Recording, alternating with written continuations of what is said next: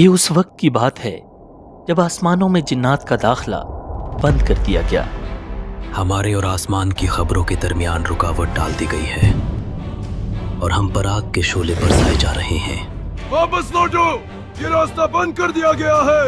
یہ معمولی بات نہیں، ضرور زمین یا آسمان میں کوئی بہت بڑا واقعہ پیش آیا ہے۔ جب جنات نے پہلی بار قرآن سنا، الحمد للہ رب العالمین، یہ کیسی آواز ہے؟ یہ کون پڑھ رہا ہے؟ چلو چلو جلدی چلو۔ یہ داستان ہے سورۃ الجن کی۔ قل اوحی الی انہ استمع نفر من الجن۔ ایک وقت تھا جب جنات آسمان کی بلندیوں تک جا کر فرشتوں کی باتیں سن لیا کرتے تھے اور پھر وہ یہ خبریں جادوگروں اور نجومیوں تک پہنچاتے تھے۔ ہزاروں سال سے ان کا یہی معمول تھا، لیکن پھر اچانک سب کچھ بدل گیا۔ اس رات جب جنات کا ایک گروہ ہمیشہ کی طرح آسمان کی طرف بڑھا تو آگے منظر بالکل مختلف تھا۔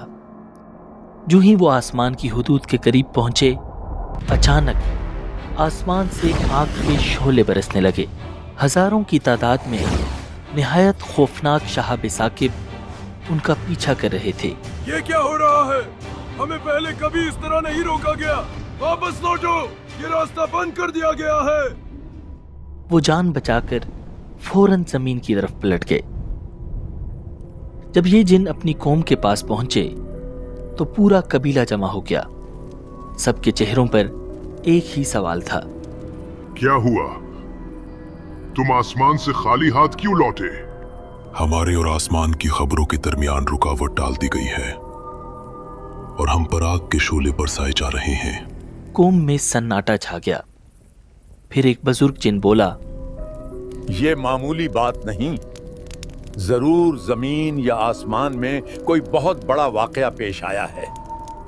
جنات کے سرداروں نے آپس میں مشورہ کیا اور آخر کار یہ فیصلہ ہوا، مشرق سے مغرب تک پھیل جاؤ، زمین کے ہر کونے میں جاؤ اور معلوم کرو کہ آخر وہ کون سا واقعہ ہے جس نے آسمان کے دروازے بند کر دیے۔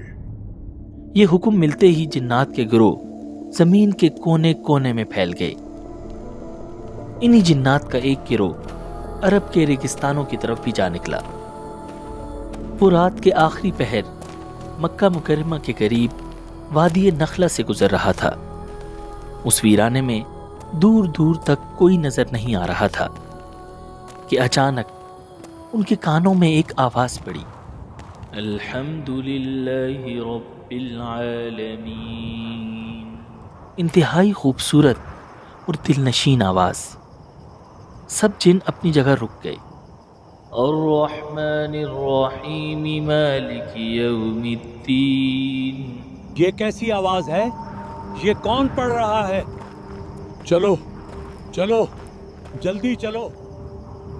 انہوں نے جب آواز کا پیچھا کیا تو دیکھا کہ چند لوگ ہاتھ باندھے قطار میں کھڑے ہیں اور ان سب سے آگے موجود ایک شخص وہ کلام پڑھ رہا تھا، ایاک نعبد و ایاک نستعین۔ جنات حیرت سے یہ منظر دیکھنے لگے۔ وہ آواز کسی اور کی نہیں بلکہ ہمارے پیارے نبی رسول اللہ صلی اللہ علیہ وسلم کی تھی۔ آپ کو پتا ہے ہم صرف کھانا پکاتے وقت ہی ایک دوسرے سے بات چیت کر پاتے ہیں۔ ہاں، یہ دن کا سب سے بہترین حصہ ہوتا ہے۔ افسوس کی بات ہے کہ ہم اس قدر دور ہیں۔ ہلو جی، کیا ثانیہ اپنے نئے اسکول کے لیے ایکسائٹیڈ ہے؟ جی، ہمیں وہ اسکول فیس کی رقم مل گئی جو آپ نے ریمٹلی کے ذریعے بھیجی تھی۔ ثانیہ حضور فجر کی نماز میں قرآن کی تلاوت فرما رہے تھے اور آپ کے ساتھ صحابہ کرام موجود تھے۔ اصل میں وادی نخلہ سے تھوڑا آگے اکاس کے نام سے عرب کا ایک مشہور بازار ہوا کرتا تھا۔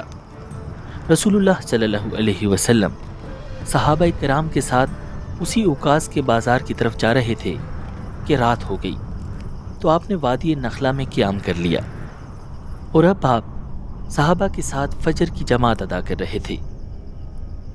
جنات حیرت سے قرآن سن رہے تھے۔ اهدنا الصراط المستقيم صراط الذين انعمت عليهم.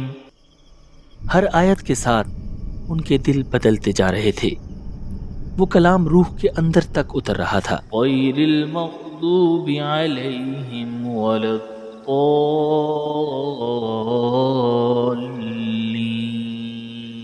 ان کے دل گواہی دے رہے تھے کہ یہی حق ہے. انہیں اندازہ ہو چکا تھا کہ آسمان بند ہونے کی اصل وجہ یہی کلام تھا. قرآن سننے کے فوراً بعد وہ جن اپنی قوم کی طرف واپس لوٹ گئے. بتاؤ کیا پتا چلا؟ ہم نے وہ چیز پالی ہے جس کی وجہ سے آسمان بند ہوا. ہم نے ایک عجیب کلام سنا ہے جو سیدھا رستہ بتاتا ہے. ہم اس پر ایمان لاتے ہیں اور اب ہم اپنے رب کے ساتھ کسی کو شریک نہیں ٹھہرائیں گے. اور یوں وہ سب کے سب جن مسلمان ہو گئے. دوسری طرف نبی اکرم صلی اللہ علیہ وسلم کو اس حیرت انگیز واقعے کا ابھی تک نہیں پتا تھا، مگر پھر اللہ تعالیٰ نے اپنے نبی پر سورہ جن کی یہ آیات نازل فرمائیں. قل اوحی الی انہ استمع نفر من الجن فقالوا انا سمعنا قرآنا عجبا. اے پیغمبر کہہ دیجئے میرے پاس وحی آئی ہے کہ جنات کی ایک جماعت نے قرآن غور سے سنا ہے اور اپنی قوم سے جا کر کہا ہے کہ ہم نے ایک عجیب قرآن سنا ہے. یہدی الی الرشد فآمنا بہ ولن نشرک بربنا احدا. جو راہ راست کی طرف رہنمائی کرتا ہے اس لیے ہم اس پر ایمان لے آئے ہیں اور اب ہم اپنے پروردگار کے ساتھ کسی کو عبادت میں ہرگز شریک نہیں مانیں گے. ایک زمانہ تھا جب عرب کے لوگ ریگستانوں کے لمبے اور خطرناک سفر کیا کرتے تھے.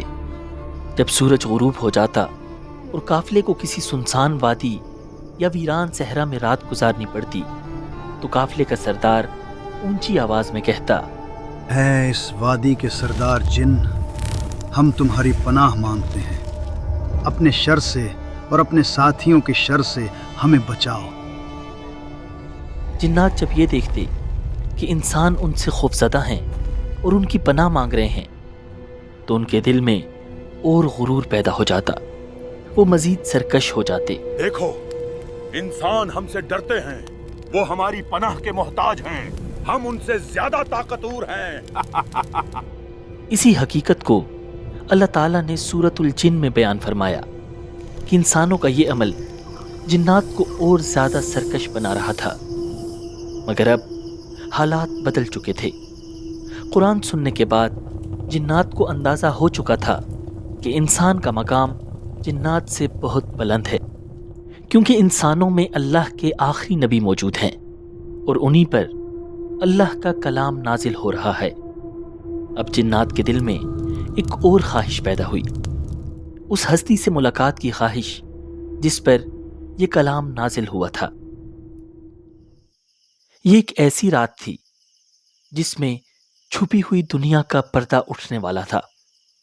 اس رات رسول اللہ صلی اللہ علیہ وسلم نے عشاء کی نماز ادا فرمائی اور نماز کے بعد آپ نے ارشاد فرمایا، مجھے حکم دیا گیا ہے کہ میں جنات کو قرآن سناؤں. تم میں سے کون میرے ساتھ چلے گا؟ پوری مجلس میں خاموشی چھا گئی. آپ نے دوسری بار پوچھا، پھر تیسری بار، مگر کوئی جواب نہ آیا. پھر آپ نے حضرت عبداللہ بن مسعود رضی اللہ تعالی عنہ کا ہاتھ اپنے ہاتھ میں لیا اور انہیں ساتھ لے کر مکہ کی پتھریلی زمین کی طرف چل پڑے. رات گہری ہو چکی تھی، چاروں طرف سناٹا تھا. کچھ فاصلے پر جا کر رسول اللہ صلی اللہ علیہ وسلم رک گئے. اب آپ نے حضرت عبداللہ بن مسعود کو ایک جگہ بٹھایا اور مٹی میں ان کے چاروں طرف لکیریں کھینچ دی. پھر نہایت سنجیدگی سے فرمایا، ان لکیروں سے ہرگز باہر نہ نکلنا. تمہارے قریب بہت سے لوگ آئیں گے لیکن نہ تم ان سے بات کرنا اور نہ وہ تم سے بات کریں گے. حضرت عبداللہ بن مسعود رضی اللہ تعالی عنہ خاموشی سے دائرے میں بیٹھ گئے. ان کا دل تیزی سے دھڑک رہا تھا. اب رسول اللہ صلی اللہ علیہ وسلم آگے تشریف لے گئے.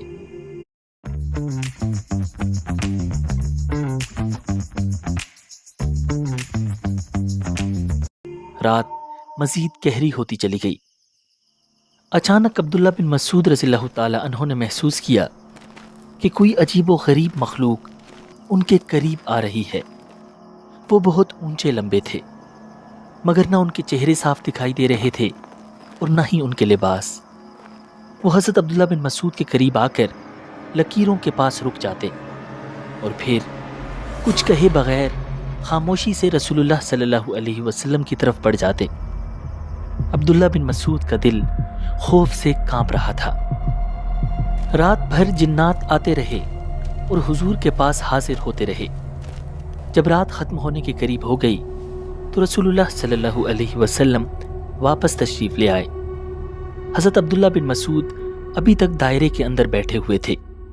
آپ صلی اللہ علیہ وسلم نے فرمایا میں ساری رات جاگتا ہی رہا. پھر آپ صلی اللہ علیہ وسلم دائرے کے اندر داخل ہوئے اور عبداللہ بن مسعود کے پاس لیٹ کر سو گئے. جو ہی حضور کی نیند گہری ہوئی ایک اور عجیب و غریب مخلوق حاضر ہو گئی. مگر یہ مخلوق پہلے کی طرح خوفناک نہیں تھی بلکہ یہ بہت نورانی ہستیاں تھیں. ان کے کپڑے بالکل سفید تھے اور وہ لوگ انتہائی خوبصورت تھے. ان میں سے کچھ رسول اللہ صلی اللہ علیہ وسلم کے سرہانے بیٹھ گئے اور کچھ آپ کے پاؤں کی جانب. پھر وہ آپس میں باتیں کرنے لگے. عبداللہ بن مسعود خاموشی سے سننے لگے. ان میں سے ایک نے کہا ہم نے کسی بندے کو ایسا نہیں دیکھا جسے اتنا مقام دیا گیا ہو جتنا اس نبی کو دیا گیا ہے. دوسرا بولا ان کی آنکھیں سوتی ہیں لیکن ان کا دل بیدار رہتا ہے. پھر انہوں نے کہا ان کی مثال ایسی ہے جیسے ایک سردار نے ایک محل بنایا پھر اس میں ایک دسترخوان بچھایا اور لوگوں کو اپنی دعوت پر بلایا. جس نے دعوت قبول کی اس کا فائدہ ہو گیا اور جس نے دعوت قبول نہ کی وہ سردار اسے سزا دے گا. یہ بات کہہ کر وہ سب اٹھے اور چلے گئے. ان کے جاتے ہی رسول اللہ صلی اللہ علیہ وسلم بیدار ہو گئے. آپ صلی اللہ علیہ وسلم نے فرمایا تم نے سنا انہوں نے کیا کہا اور کیا تم جانتے ہو یہ کون لوگ تھے؟ عبداللہ بن مسعود نے عرض کیا اللہ اور اس کے رسول زیادہ بہتر جانتے ہیں. آپ نے فرمایا وہ فرشتے تھے اور انہوں نے جو مثال بیان کی وہ خدائے رحمان کی تھی. اللہ تعالیٰ نے جنت بنائی اور اپنے بندوں کو جنت کی دعوت دی. جس نے دعوت قبول کی وہ جنت میں داخل ہو گیا اور جس نے دعوت قبول نہ کی اسے عذاب میں ڈال دیا جائے گا. ایسی ہی ایک اور رات تھی جس کے بارے میں صحابہ کرام فرماتے ہیں کہ یہ ان کی زندگی کی خوفناک ترین رات تھی. حضرت عبداللہ بن مسعود رضی اللہ تعالی عنہ فرماتے ہیں کہ ایک رات ہم رسول اللہ صلی اللہ علیہ وسلم کے ساتھ تھے کہ اچانک ہمیں احساس ہوا حضور ہمارے درمیان موجود نہیں ہیں. ہم گھبرا گئے اور فوراً آپ کی تلاش شروع کر دی. وادیوں میں ڈھونڈا, گھاٹیوں اور دروں میں دیکھا, لیکن حضور کہیں نظر نہ آئے. ہمارے دلوں میں طرح طرح کے خیال آنے لگے. کہیں حضور کو اٹھا تو نہیں لیا گیا, کہیں کسی دشمن نے نقصان تو نہیں پہنچا دیا. حضرت عبداللہ بن مسعود فرماتے ہیں ہم نے وہ رات شدید بے چینی میں گزاری, ایسی رات جو شاید ہی کسی قوم نے کبھی گزاری ہو. جب صبح ہوئی تو اچانک ہم نے دیکھا کہ رسول اللہ صلی اللہ علیہ وسلم غار حرا کی طرف سے تشریف لا رہے ہیں. ہم دوڑ کر قریب گئے اور عرض کیا یا رسول اللہ صلی اللہ علیہ وسلم, ہم نے آپ کو ساری رات تلاش کیا اور بہت خوف کے عالم میں رات گزاری. تب رسول اللہ صلی اللہ علیہ وسلم نے حقیقت بیان فرمائی۔ آپ صلی اللہ علیہ وسلم نے فرمایا، میرے پاس جنات کی طرف سے ایک پیغام لانے والا آیا تھا اور میں اس کے ساتھ کیا تھا۔ میں نے جنات کے سامنے قرآن کی تلاوت کی، پھر حضور ہمیں اپنے ساتھ لے کر گئے اور فرمایا، یہ دیکھو، یہ ان کے قدموں کے نشان ہیں اور یہ ان کی آگ کے نشانات ہیں۔ صحابہ نے زمین پر وہ نشان اپنی آنکھوں سے دیکھے۔ روایات میں آتا ہے کہ جنات نے نبی اکرم صلی اللہ علیہ وسلم سے کئی ملاقاتیں کی اور آپ سے دین سیکھا، جس سے پتہ چلتا ہے کہ قرآن صرف انسانوں کے لیے نہیں بلکہ جنات کے لیے بھی ہدایت ہے، اور محمد رسول اللہ صلی اللہ علیہ وسلم صرف انسانوں کے نہیں بلکہ جنات کے بھی رسول